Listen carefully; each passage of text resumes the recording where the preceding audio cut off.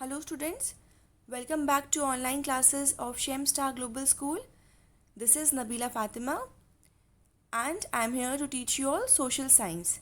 Since we have started a revision of this chapter, Expansion of British Power in India, which is chapter number 2 in your book, we have done a revision till the Second Carnatic War. In this revision video, we will study about the Third Carnatic War, Battle of Buxar and Battle of Plassey. Before starting the Third Carnatic War, I want to give you the brief introduction that why it had started in India. Actually, war started in Europe, and in Europe, France and England joined opposite camps. As a result of that war, which was fought in the Europe, the results can be seen in India also. The French government appointed Count de Lally as their governor. When Dupleix was called back to France, French government made Count de Lally as their new governor. By this time, political control of Britishers was more than French. Even they won Battle of Plassey and they got the right to use the resources of Bengal. About Battle of Plassey, we will study after this topic. In 1757, British conquered Chandanagar. British attacked and captured Chandanagar, which was French settlement, and it was a huge defeat for the French. In 1760, French were defeated by the British in the Battle of Vendy Wash. French were facing a continuous shortage of funds and they suffered a defeat in the Battle of Vendy Wash in 1760. Now in this map, can you see the Nizam's territory? Then there is a Carnatic region also. This I had already explained to you in the previous video. Here in this map, I want you to see the place of Vendy Wash. It is there in the Carnatic region below Madras. Basically, Vendy Wash is a town in the state of Tamil Nadu, and this was the place where this war was fought between the British and the French. Here is some important points of this battle. First is 22nd June 1760. This battle was fought in June 1760 between the French and the British. It was fought in the Vendy Wash. This battle is known as Battle of Vendy Wash because it was fought in the Vendy Wash, which was a name of an area in the Carnatic region, and this battle was named after that place. English army defeated the French under Count de Lally. So, in the Battle of Vendy Wash, the English army defeated the French army. This proved to be the biggest victory for the Britishers. In 1761, British captured Pondicherry. Pondicherry is between Madras and Vendy Wash, so it was not difficult for the British to win the war. Afterwards, French lost many territories to British. 1763, 7-year war ended in Europe. In 1763, war which was started in Europe ended after 7 years. British and French signed Treaty of Paris. Treaty means an agreement. So this treaty was signed by British and French in Europe for the purpose to spread peace. So as a result of Treaty of Paris, they had to stop the war in India also. Results of the Third Carnatic War. French got their territories back in India. French got their territories back in India, which was captured by the British as a result of Treaty of Paris. Pondicherry and other French settlements were returned to the French, but they could not build forts or increase soldiers in these territories. They could serve only as centers of trade and had to live in India under the protection of the British. British emerged as a biggest power. So, by the end of the battle, we can say that East India Company emerged as the highest political power in India. They were able to overcome their biggest European rivals, whether that was Dutch, Portuguese, or French. The credit for the victory of EEIC was given to Robert Clive. The Battle of Plassey, which took place in the year 1757. The Battle of Plassey started with the conquest of Bengal. The EEIC had established factories at Surat, Madras, Bombay and Calcutta. In 1717, Mughal Emperor Farrukhsiyar granted the company the right to trade within the Mughal Empire. So in the year 1717, the Mughal Emperor Farrukhsiyar gave the East India Company the privilege of importing and exporting goods from Bengal without paying any taxes. Siraj-ud-Daulah became the Nawab of Bengal. Siraj-ud-Daulah became the Nawab of Bengal under the Mughal Emperor Farrukhsiyar, and he was the last independent Nawab of Bengal. He wanted that private traders of East India Company should pay taxes to the king. Siraj-ud-Daulah ordered British to stop fortification of their territories. Siraj-ud-Daulah ordered British and French to stop interfering in the internal matters. He also told them to stop fortification of their territories because he knew that if they will fortify their territories, they will become more powerful. And at last, he wanted British and French private traders should pay taxes. The French obeyed to Siraj-ud-Daulah, but British refused. This was the main cause of the Battle of Plassey. Now let me tell you that why British wanted Bengal. Bengal was one of the richest provinces at the time of Mughal Empire, and almost all trading was done through Bengal. Nawab of Bengal has authority of Bihar and Odisha also. The Nawab of Bengal is the Nawab of Bihar and Odisha also. So, if British would capture Bengal, they would get political control of Bihar and Odisha also. Exports from Bengal. At that time, almost everything was exported from Bengal like salt, pepper, indigo, which is a dye, sugar, silk, cotton textile, and handicraft. 60% of the British revenue came from Bengal. Almost 60% of the British revenue came from Bengal, so they wanted the Nawab of Bengal should be their puppet so that they could use more resources of Bengal. In 1690, British founded Calcutta British Company. So if they would capture Bengal, it would be advantageous for the company also. The Battle of Plassey. It was one of the most important events in the modern Indian history. It was the first war which was fought between the Britishers and the Indians. Earlier, Britishers fought two Carnatic War, but that war they fought with the French. Let me tell you that why this battle is known as Battle of Plassey. Actually, this battle was fought in Palashi on the banks of Hooghly River. So this battle was named after this place. British pronounce Palashi as Plassey. So this battle was known as Battle of Plassey. Mir Jafar betrayed Siraj-ud-Daulah and supported Britishers. Mir Jafar was a general in Siraj-ud-Daulah's army. He betrayed the Nawab and joined hand with the Britishers. Mir Jafar took no part in the fight. Even he did not send his soldiers in the battlefield. British won Battle of Plassey. British were able to kill the Nawab and thus they won Battle of Plassey. Mir Jafar became a new Nawab of Bengal. As per the promise of British, they made Mir Jafar as a new Nawab of Bengal. But he was only puppet for the British.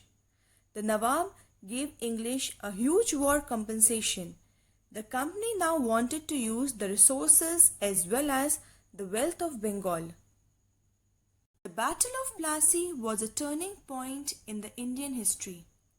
It paved the way for the English to capture the Bengal and eventually the whole India. It transformed a mere trading company to a political power and a major contender for the Indian Empire.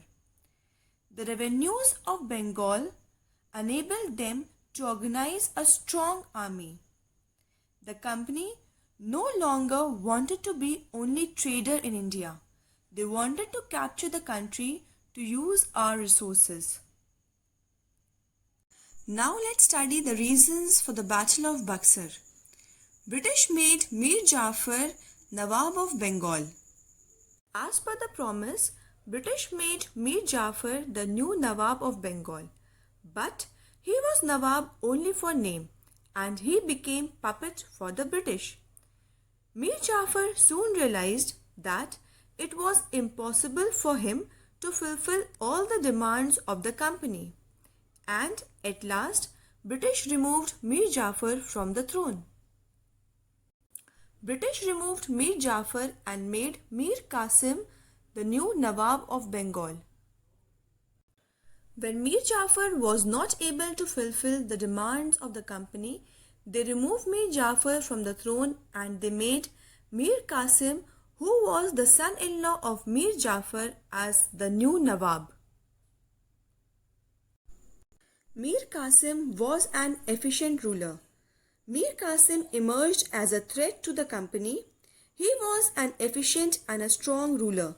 He reorganized his army and also improved the state administration.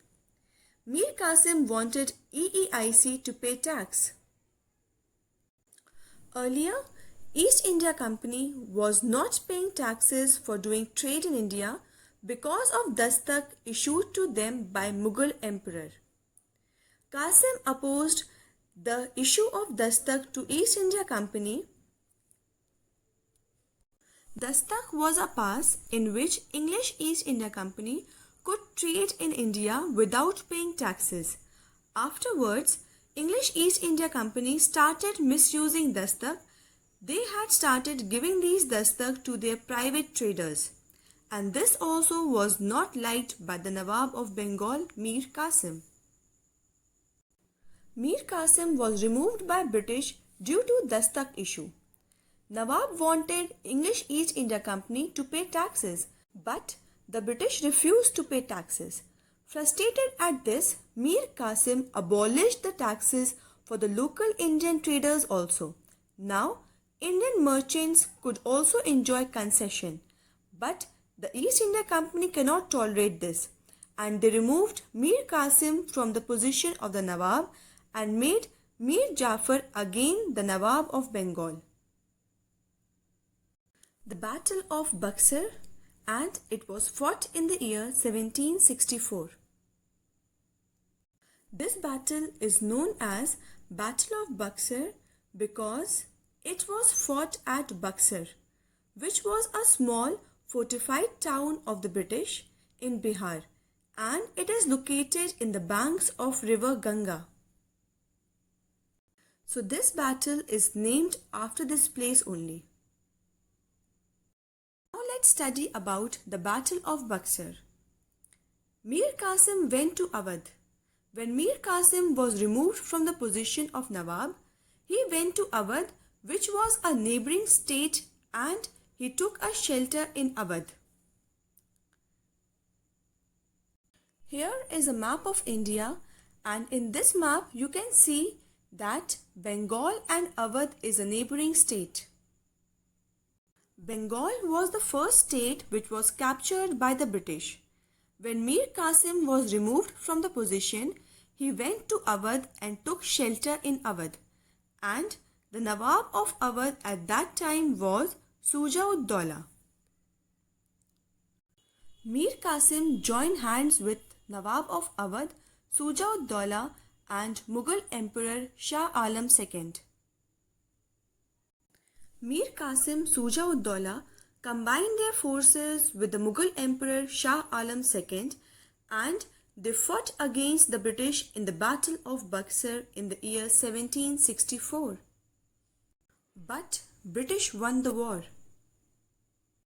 The combined Indian army of Shah Alam II, Shuja-ud-Daula and Mir Qasim were defeated by the British in the Battle of Buxar. Treaty of Allahabad was signed between Shuja-ud-Daula, Shah Alam II and Robert Clive. After the war, an agreement was signed between Mughal Emperor Shah Alam II, Shuja-ud-Daula and Robert Clive. The treaty marked the beginning of the British rule in India. Under this agreement, Shuja-ud-Daula had to give 50 lakhs rupees to Britishers as a war compensation. Shah Alam II gave the British the Diwani, which is the right to collect taxes of Bengal, Bihar and Orissa. At the end of battle, Shah Alam II remained the king only for name, and all his rights, that is, his political right, his military rights and his revenue rights were taken by the British. At the end of Battle of Buxar, we learned that British got the right to collect taxes from 3 states, that is, Bengal, Bihar and Orissa. Now, let's study about dual administration. Dual administration was introduced by Robert Clive. So, Robert Clive introduced dual administration in Bengal. Dual means rule of 2 persons. Here, 2 persons are Company and Nizam of Bengal. Company has real powers and Nizam was responsible for maintaining peace and order. After signing Treaty of Allahabad, British got the right to collect taxes from Bengal, Bihar and Orissa. So after this treaty, English East India Company became the real ruler of Bengal. The English had full control over revenue collection and military administration. A small amount of revenue was given to Nawab to run the civil administration. The EEIC had all the resources and power, but they had not taken any responsibility. On the other hand, Nawab had all the responsibility but no resources and power. This system of government was known as dual administration or dual government. It resulted into a great misery for the people of Bengal. So neither the company nor the Nawab cared for the people. It led to the breakdown of the administrative machinery. Law and order broke down in Bengal. Even the officials showed no misery and they continued to collect taxes even at the time of famine, which worsened the condition of the people. In 1772, Warren Hastings ended the dual administration. When Warren Hastings became the governor of Bengal in 1772, he ended dual administration system of Bengal and he brought Bengal under the direct control of the company. Students, this is your today's assignment. This assignment contains 3 long answers of this chapter and this you have to write in your fair copy. This is question number 1.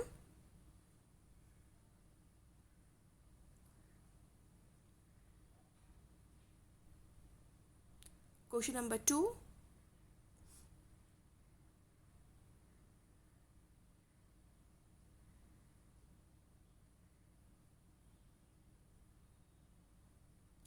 And question number 3.